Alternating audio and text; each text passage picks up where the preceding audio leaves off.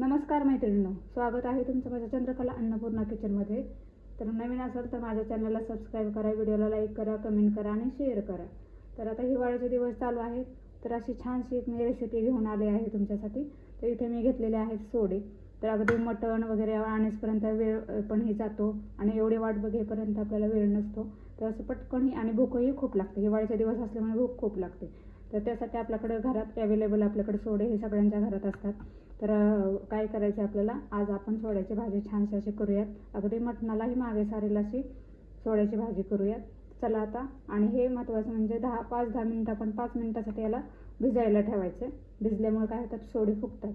तर आता आपण याला भिजत ठेवूयात आणि आपण पुढच्या कृतीला लागूयात. इथे मी 3 कांदे घेतलेले आहेत वाटण्यासाठी आपल्याला. तर आपण हे कांदे कट करून घेऊयात. उभे चिरायचे कांदे आपल्याला. अगदी मोठं बारीक असं कसेही कट केलं तरी चालतील. वाटण्यासाठी आपल्याला कशाही पद्धतीने कट केले तरी चालू शकतात. अशा पद्धतीने कट करा किंवा उभा आडवा चिरला तरी चालेल. पद्धतीने आपले कांदे कट करून झालेले आहेत. आता याला आपण कढईत असं परतून घेऊया. त्याला हे बघू शकता, मी कांदा असा छानसा परतला आहे, छानसा भाजलेला आहे. लालसर होईपर्यंत आपल्याला भाजून घ्यायचं आहे. इथे जाणार आहे आपल्याला भाजून घेतलेला आपण जो मगाशी कांदा भाजलेला होता, तो कांदा याच्यात आपल्याला टाकायचा आहे मिक्सरच्या भांड्यात.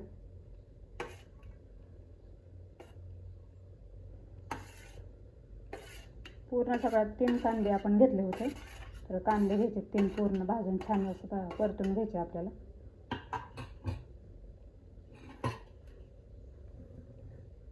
त्याच्यातच जाणार आपल्याला लसूण वाटण्यासाठी.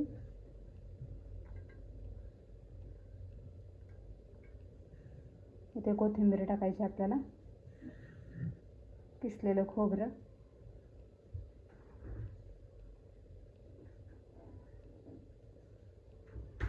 थोडंसं आलं घ्यायचं आपल्याला, एकदम बारीक असं करून घ्यायचं आपल्याला.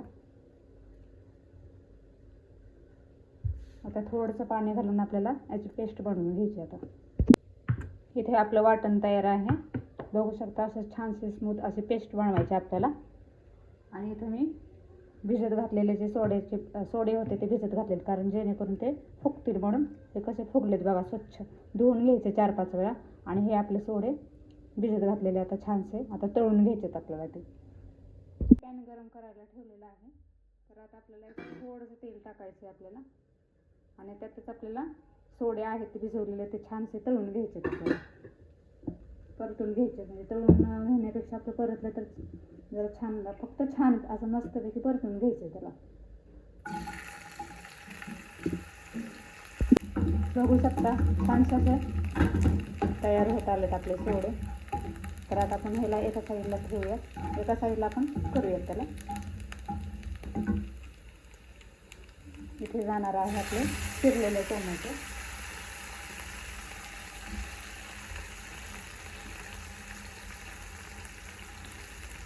टोमॅटो छान असं परतून घ्यायचं आहे आपल्याला. प्युरी केले तरी चालेल, पण असं मी असंच नेहमी भाजीत वापरताना असंच वापरते मी. आधी हे केलं तर छान लागतं जरा.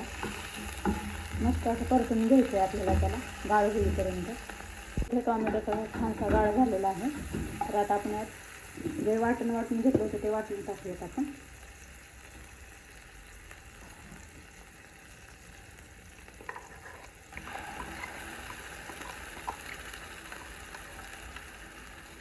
खूप बारीक पेस्ट करून घ्यायची, जेणेकरून काही त्यात लसूण वगैरे काही राहिलं नाही पाहिजे.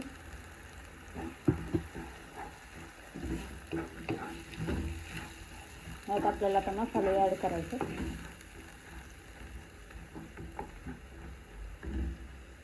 त्याच्यात जाणारे आपले थोडीशी हळद टाकायची आपल्याला.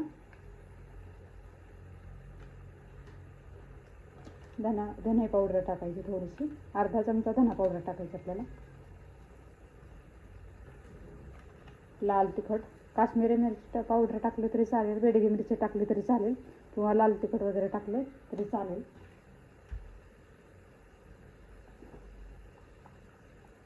आपलं नेहमीचं जे वापरात असलेलं काळं तिखट वर्षभराचं असतं ना ते घ्यायचं आहे, 1 चमचाने घेतलं.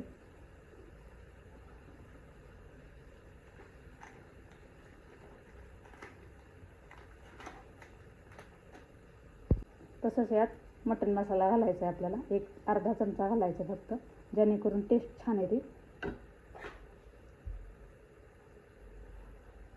आणि महत्त्वाचा पॉईंट म्हणजे मीठ, चवीपुरतं आपल्याला मीठ घालायचं त्यात.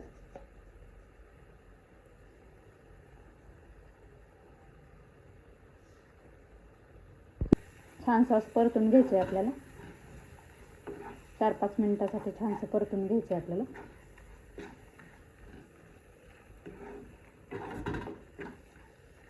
आता छान मस्त असं परतत आलं आहे आपलं वाटण.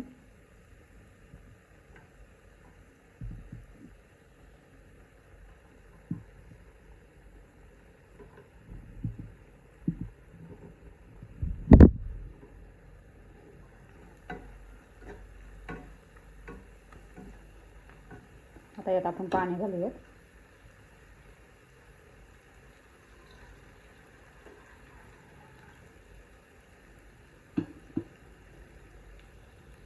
सोडे भिजत घातले म्हणजे काय होतं, फुगतात. त्याच्यामुळे पहिल्यांदा 5 मिनिटं तरी निदान भिजत घालायचे सोडे. आता यात आपण पाणी घालूयात, गरजेपुरतं आपल्याला पाणी घालायचं.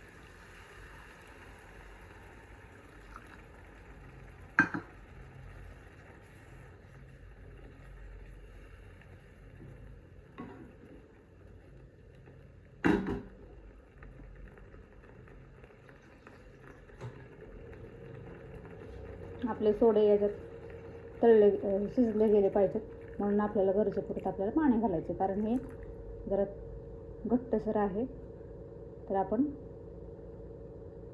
पाणी जास्त थोडंसं घातलेलं आहे. तर आता 5-10 मिनिटासाठी आपण त्याला ठेवूया, तसंच शिजायला ठेवूया. बघू शकता ते छानसे असे उकळी आलेले आहे. तयार आहे आता आपली भाजी ही. तर आता गॅस बंद करूयात.